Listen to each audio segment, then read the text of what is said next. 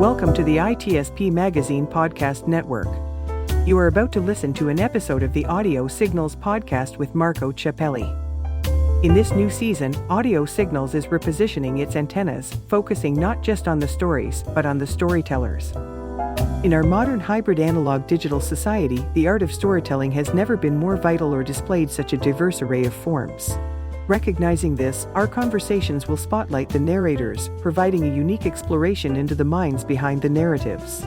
From authors to podcasters, visual artists to songwriters, and everything in between, we will engage with all who contribute to this extraordinary tapestry of human experience.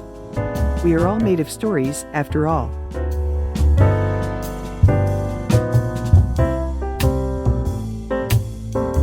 Marco. I'm listening. Marco. I'm listening.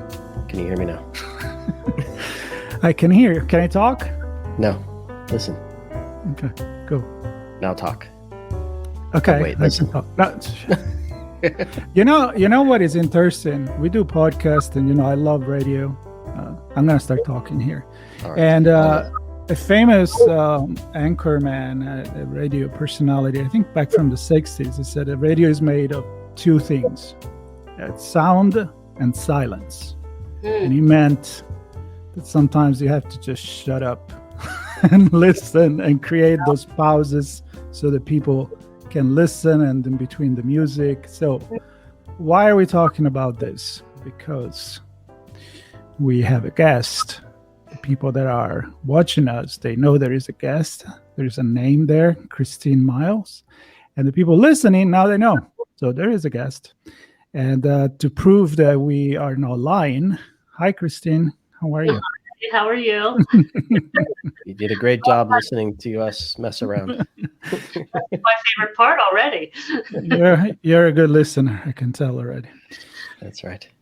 So, jokes apart, the book, What is it costing you not to listen? The power of understanding to connect, influence, solve, and sell. And this could be like, oh, we're talking about product? We're talking about you, people, and everything connected to it. So, Sean, can you listen? Are you in the mood to listen? I'm totally in the mood to listen. And I already have like 100 questions in my head. We'll see how many I can get through and thoughts. Okay. I want other people to listen to, and because together the conversation we get people to think. I mean, just the other day, to just tell a little story, I was walking down the street and there were kids playing with two cans with the string between them. Do you remember that? Time machine. Right. And as we were kind of messing around in the intro here, I was picturing these kids where. What are they doing? They're listening really hard in that can to hear what's coming through from the other side, right? They're tuning out everything else to listen to what's coming through that can. So that's what I was picturing as we were kind of bantering back and forth here. That's really cool. So let's put the can to our ears and let's listen. And let's start with Christine introducing yourself, who you are, and why did you wrote this book?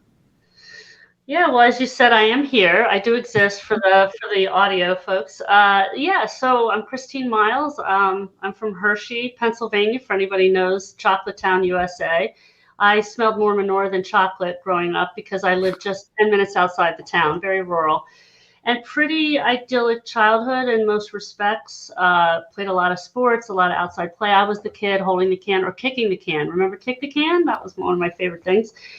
But, there's one part of the story for me and how I got into the business of listening is that I was really expected as well as taught to listen as a child.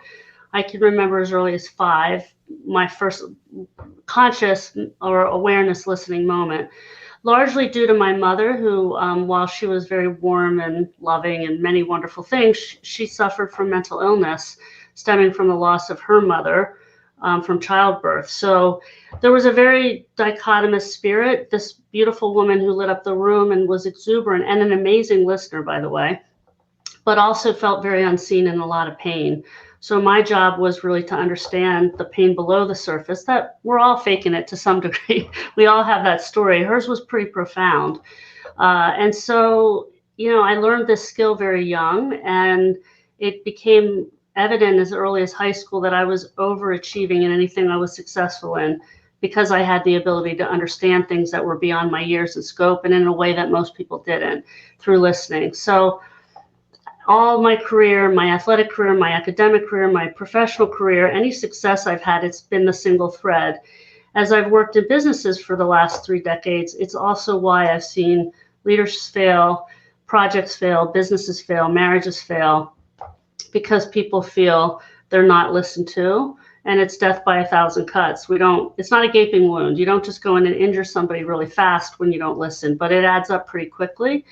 And so that's the problem that I set out to solve in the business that I developed, and the book, to really create more awareness so that we can create a movement where listening is regarded really as the most powerful form of communication.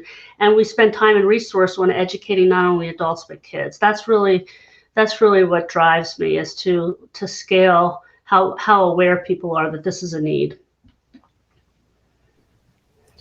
So I'm going to ask this question to kind of kick things off, because I'm going to assume that we have to change the way we think about listening, maybe even our definition of listening. So actually, I'm going to stop my question, and I'm going to ask you, what is the definition of listening? Because maybe that's necessary to kick this off. Well, I love that you're starting there. Most people don't, so thank you. Yeah, so there's a couple things. I think because we're told to listen and not taught, we don't really have a paradigm of what it's supposed to look like. So there's going to be a lot of different answers to that, and I can kind of bucket it. The first one is we hear, and that's part of what we do. It's our sensory. We hear words. It's the can. It's the literal words that are coming through the can.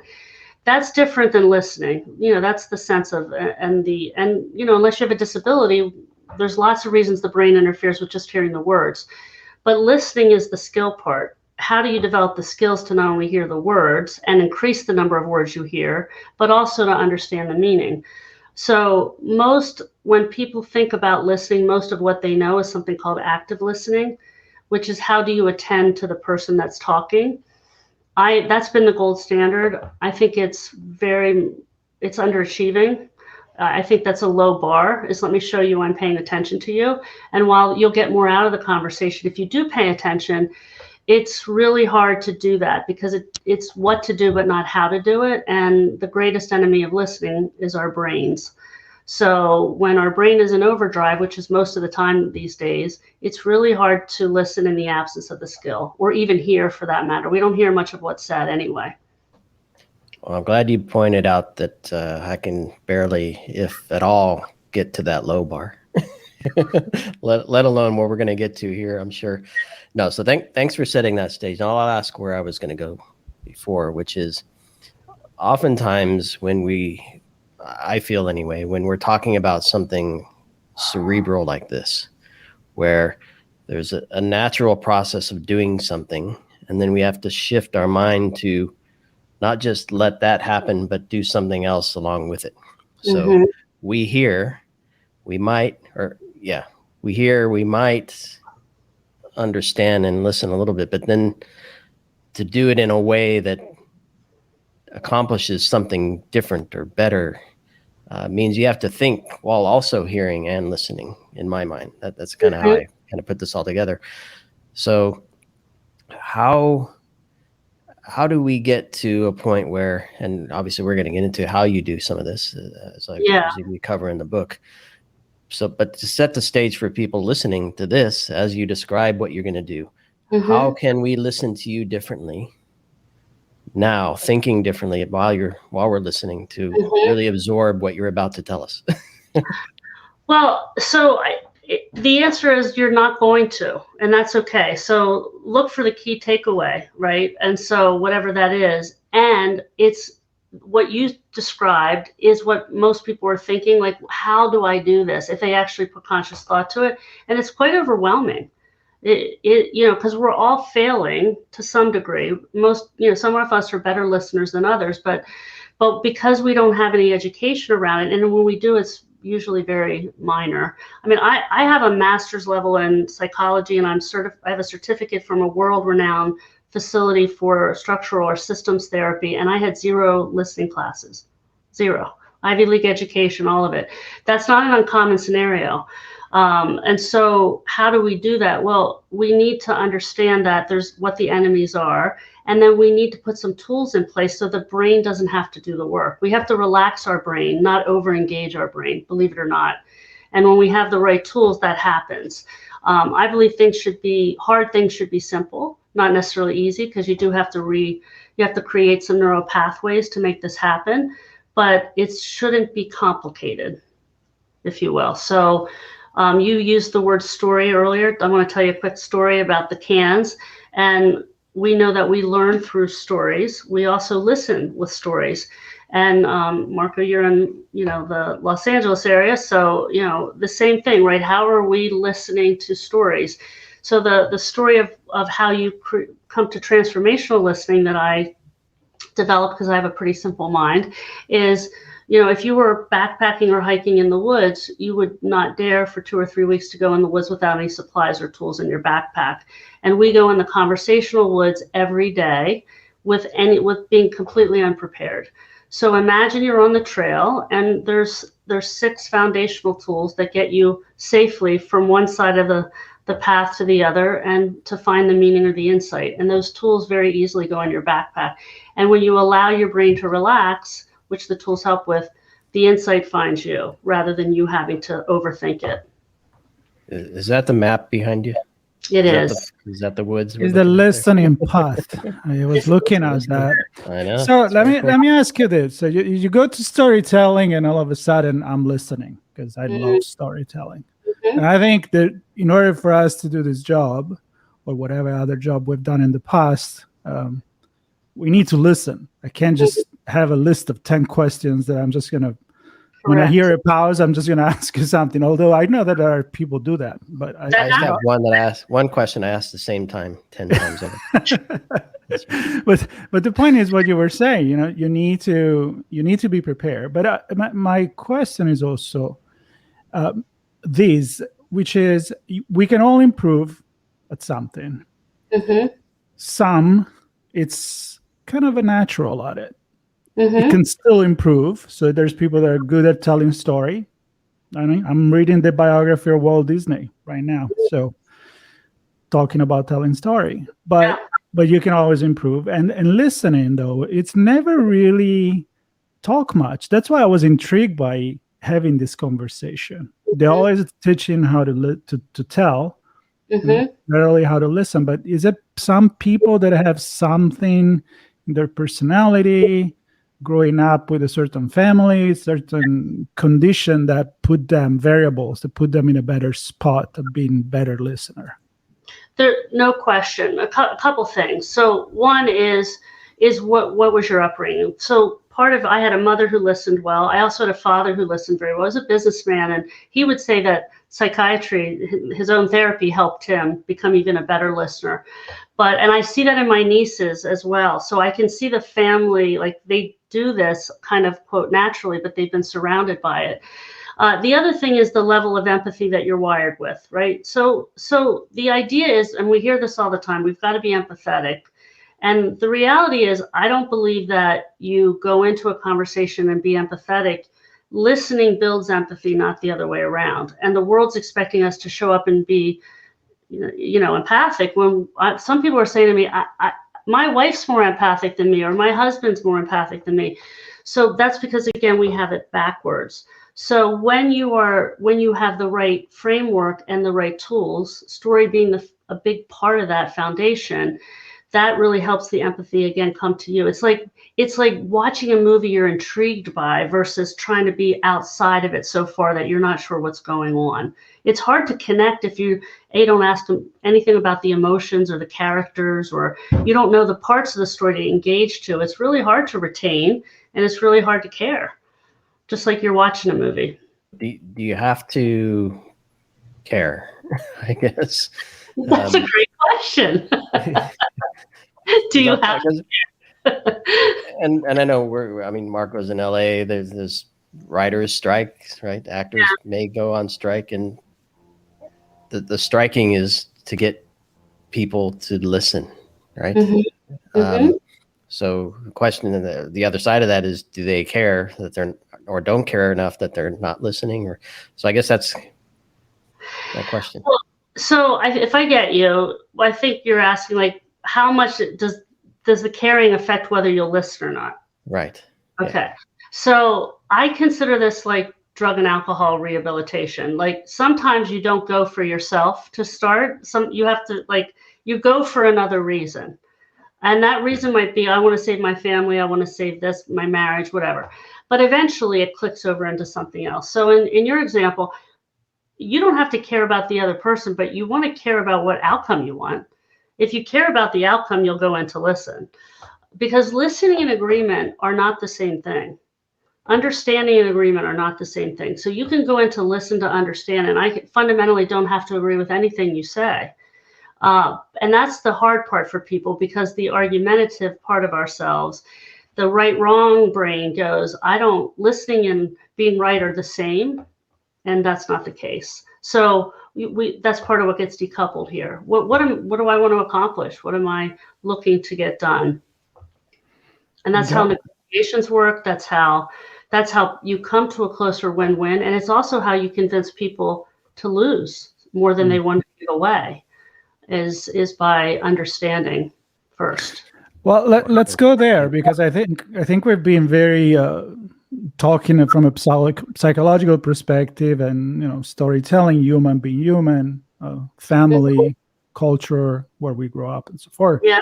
But part of your book is actually about selling, influencing, and again, we are all made of story. We are all storyteller. Yeah. But what I'm understanding in your book, the point that you're making is, we could probably tell better story if we were listening to our audience and engaging. So it become not a one-way communication, but is a two-way that make it better. Am I getting it right? You're absolutely getting it. And so listening isn't passive. Before we started, you said I talk a lot. Good listeners do talk a lot. They just know when to talk, right? Versus, so let's go to the storytelling thing, and I'll weave it back. So we are wired to learn and listen to stories, and we like to get information that way. We like to learn that way. But by and large, we are really poor storytellers. Most of us are not natural storytellers. That's also part of how you grew up and how you're habituated in a little bit. So think about it from the listener standpoint. I'm a terrible storyteller, and I'm going to tell you a story, and you have no idea where you are in that story. So you have to movie board through listening. You have to put the storyboard together, and we're not taught how to do that. So I fought the world quite a bit from 2010 till about 2019, when everybody wanted me to focus on the storytelling part. And I said, it's really hard to know what story to tell someone if you haven't listened well and gathered the story first. If you know what story was going to resonate, if you understand, then you know how to shape and tell a better story. It also helps you sort out, again, so you make other people a better storyteller when you listen well. That's what you're talking about. I don't use the same 10 questions. I ask a question, see where they are in the story, and then I ask another question. And that's a much more sophisticated way to go about it that most people haven't been taught to do, which is why interviewers and journalists like yourselves are the notoriously better listeners than most, at least in the construct of this environment. I won't judge you outside of this environment, so to speak. Well, that's an interesting point, because I think we all live different lives at different moments in time, right? We engage with different people for different reasons, perhaps for different outcomes, right? Family, work, friends, doctors, and each one kind of shapes maybe how we listen. And I'm wondering how do we, I don't know if I know how to ask the question, but how do we get to a point where we know the situation we're in? Because like for me, depending on what the situation is, I might see 3 steps ahead of where I think the person's about to go, and I'm already there, and they may never end up there, right? Right. Because the story fizzles out, or they went to a different path, but I'm there, and that's what I'm listening for already, as just one example. You're shaping the story a bit, right? Yeah. So, and it depends on the situation. If I'm aware of the topic or engaged in a certain way with the person, it changes slightly. So how do we recognize that, or do we need to recognize that? How do we deal with those situations? I guess is probably a better way to. Well, I think it's another good point. So you mentioned relationships, and you mentioned business, and businesses are relationships, so they're the same and different. But the closer we are to something, the less curious about it we are. So when we're in a relationship, whether it's children, marriages, whatever, the more we know somebody, the less we tend to listen or ask in many ways, because we're familiar with the person. So we get less curious. The same is true in business, right? The more knowledge and experience we have, the more we try to problem solve and rush to a new point where we want them to go rather than where they're starting. So how do you do that? You go back to the story aspect of things. And the first tool I'll take you back. The problem is, what is it costing you not to listen? Because you can't solve a problem you don't know you have. And most people don't know they have that problem, even if somebody said to them, you don't listen well. The solution is the listening path, and that's the path to understanding. And the first tool in that path is what you mentioned, which is behind me, which is the path, the map. If you don't know where you are on the map, where do you go next, right? And to use your movie analogy, most people, when they tell a story, start in the middle, not at the beginning. So they confuse the listener right off the bat. Most people start with the problem, the struggle, anything that has, that's the red herring, and because that's what they think it is. And we start from that position if it's the beginning of the movie, when in fact we're dead in the middle most of the time. And so when we learn how to know where we are on the map, and then our next, one of our next tools helps with that. When we get the beginning of the movie, the beginning of the story, and we're on the map at the beginning with the person talking, we help them become a better storyteller, and then we start guiding them so that we can move them where they need to go to get to the insight. So let's say that you're on that path, and as you say, you need to know where you are. Mm-hmm. But let's say that you really are at the beginning of telling a brand story. You're building your own brand. May that be your personal brand or the company brand, which, it's all potentially based on emotion. You want to tell who you are, why you do something, and you suck at storytelling. So you call the pro, and you're like, I need to tell a story. This is what we do. It's dry. Let's build a story. So if someone, or even in an everyday relationship, everyday life, is really not good at talking, where does this path begin for them? A few tips on, first of all, realizing that maybe you're not a good storyteller at all, or a good listener at all, which I think it goes together. Yeah. And so how you do realize that, and what can you do to start improving your situation and your outcome and not losing? Well, when you're building your own story, you're listening to yourself. That's the ironic part, is that I love that. Yeah. You're gathering your own story, which is why I've been fighting the world and saying we've got to gather before we tell. Because if I don't know myself, right, I also start. Most people start. We do help with this. We're with a customer next week where we're helping 37 leaders build their why they do what they do story, and what it's a purpose-driven thing to engage their employees. So you have to know where you are on the path. The good news is we've already taught them how to listen. So now they're ready to start listening to themselves because they know the tool. So they'll use the listening tools to build their own story. So you know this well. When you're telling a story, you need a beginning, middle, and an end, right? What you'll notice on our path is there's 4 stops. That's our second tool. There's a beginning, a struggle, a tipping point, and what we call a new beginning.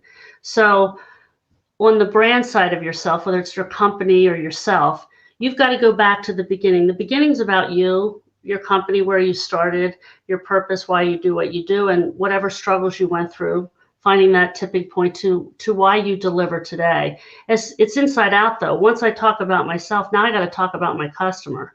So the new beginning is what's in it for the listener, not for the teller. And that's the part most people miss. I got to first talk about myself and then talk about why I do what I do and how it helps my customer.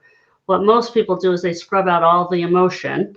They talk about just what they do and not the meaning of why they do it. And then at the end, they leave out what's in it for them, for the end user. And when you do both me and you, now you're connected on the path. And now I'm more interested in learning more about you, whether it's your company or an individual. We don't need emotion anyway. Screw it.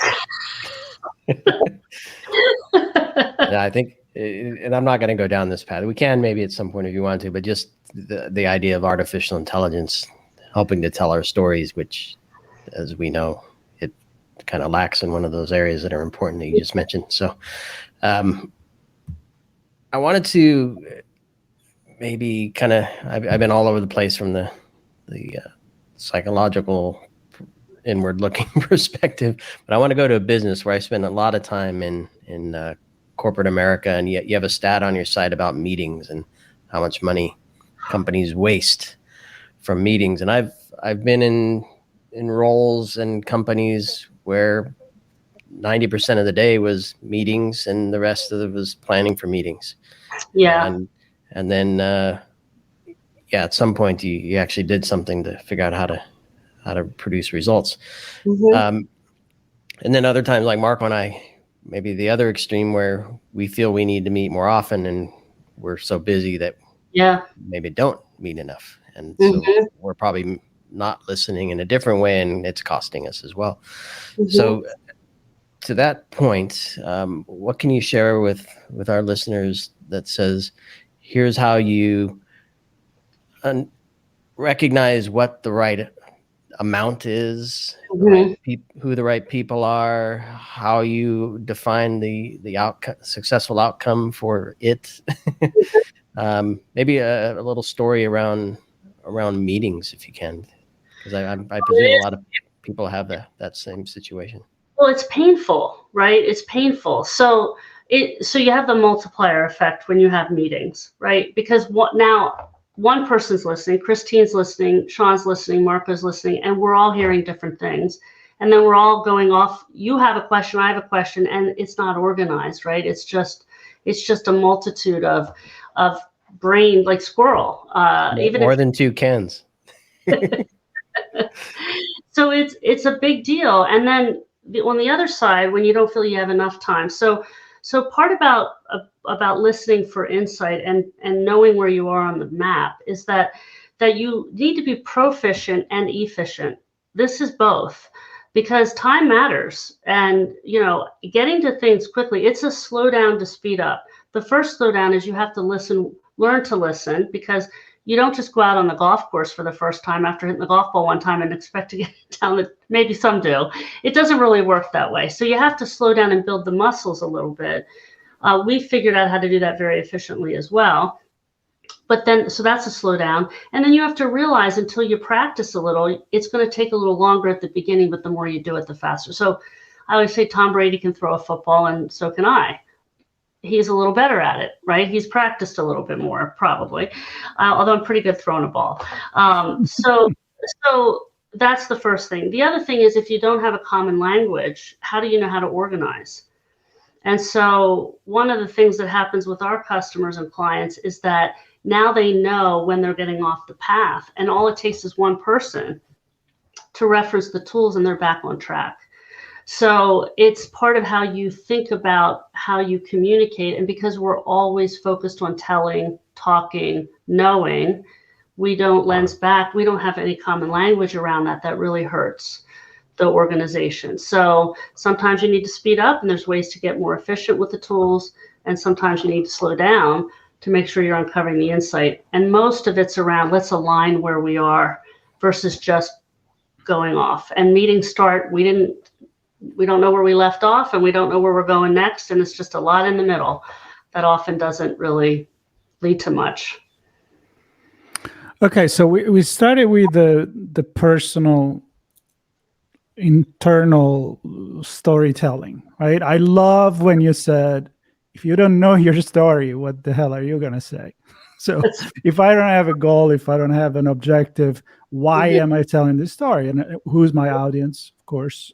So I'm kind of going into the advertising branding part, where then you discuss about the internal communication. So the brand becomes, they know their story, they know how to present themselves. Yep. Now we have to represent that consistency with the way that we think to our product and our service. And so how do we communicate with the audience? And I found in myself, in my own experience, that many times there is not alignment there, which is kind of like it's almost like a schizophrenic story where the company act in a way, but we want to project ourselves to be completely different. And that's really bad, right? It's so bad. once you know once you know who you are, and now as a company, your goal is to sell your product. Now, how do you connect that? How do you do brand cohesion and be a unique, also genuine brand? Because nowadays you can't really lie your way out of it anymore. Well, the audience sees through it. The customers see through it. That's what you just described. So you said something really interesting that we do talk about a lot, and most people don't think about, is that you can have the best vision or story, and you can even execute on that well, but it's really alignment where most things fall down. And alignment is about buy-in and being clear about really how we're gonna make that vision come to fruition. And so that happens internally in organizations, and that's usually what gets it very clogged up when it goes to get to an external nature. And it's largely because, again, it's about exchanging perspectives when you're really getting that alignment and that dialogue, because it's two-way and it's not about all agreement, but it is about making sure there is alignment, that there's a lot of assumptions made. And then things really can fall apart, whether that's assumptions about who your audience is out there and how they're going to interpret it, what really is important versus not important. Marketing's going to say one thing, product's going to say another. Then people know when you're confused and not clear. So the time spent on the alignment piece, that communication piece, is very, very important. And it does solve a lot of the end user problem. It solves that outside perspective once it's internally really well aligned. So what I'm hearing, of course, this supports your business model, I presume, but I mean, it's one thing to recognize this for yourself, and let's say I'm the executive of an organization, and so I really focus on listening and understanding my story and defining the outcome and have a nice path to that. But if I don't have a team that listens well, I'm going to miss out on that true alignment. It may sound aligned, because I listen. Right. I've learned it, but perhaps if I do listen and my team is not trained to be good listeners, then perhaps I will recognize that I don't have alignment. But so I guess my point is, it can't just be one. It has to be most or all. Well, let me tell you where that came from for me too. So I've always done this work in some aspect of my business from when I started very, very young in my career, when I was a therapist, and I worked in organizational development work for an employee assistance program for a number of years. And then I started my own executive coaching business. And what happened is I couldn't scale me. One, that was a problem. And two, I got really tired of having the same conversations over and over again, because it didn't matter who I was talking to. Most of the problems was around what people misunderstood. And I just helped unwind the misunderstandings with collaboratively a lot. And so I'm like, this is crazy. There's got to be a better way to intervene. I can continue to make a decent living doing this, but I'm band-aiding things rather than dealing with the root cause. And the root cause is, and this is for everyone, most of us think we're better listeners than we actually are. Harvard Business Review did research on this. It's like driving. If I said, how good are you? Most people are going to think they're better than they actually are. And so even when we go, and what I can prove and we can show people is even when they intend to listen well, their questions and their problem solving and all the other inhibitors will take over, and they're going to fall down more than they would if they had the skills and the right tools and a simpler process. So there's a miss there in just self-eval. And then you're right, it only takes one to miss something really important and you don't have the alignment. So creating a common language is really a big part of this. I mean, I can tell you my own significant other, as well as my team, will use my own stuff on me. And sometimes when I'm frustrated, I go, hey, don't you try that with me, because I know exactly what they're doing, but it doesn't matter because it feels good. It's like, I love it. Ask me how I feel. Use the questions there's 6 powerful questions. You don't need 100. You need 6, by the way. You need to know how to tell somebody their own story back to them, because that's the most powerful story you can tell someone. And we call that the flashlight. How do you summarize? How do you become a storyteller to the person that just told you a story? You summarize and shine a light on what they said, and you will have an amazing connection with that person. And it doesn't matter if you agree, because you get me is a different way of feeling. So these are the things that excite people. We're developing, we do this with our clients, our corporate clients. We have a game that teaches this through, it's a board game. Imagine the old style, Monopoly, so to speak. And I had friends over, we played the game, 2 people that didn't know each other. And you would have thought that I gave them candy all night or something in the candy, because they were just giddy. Because guess what? They were understood in a way that they're not used to. And were given the space to share more about themselves in playing the game. And it's transformative, not only for the person learning how to listen, but for the one listened to. And that's what's so fun and exciting to me. Yeah, Marco, I mean, we've had, I don't know, how many of the thousands of podcasts have we done? Have we talked about the disconnect between and this might be a little off topic for you, Christine, but it connects back, the disconnect between security leaders and business leaders on the very point of a common language, common terminology, common understanding, common goals. The inability for understanding how to tell the story and listen to things in a way that they connect and get giddy. You want them to be giddy.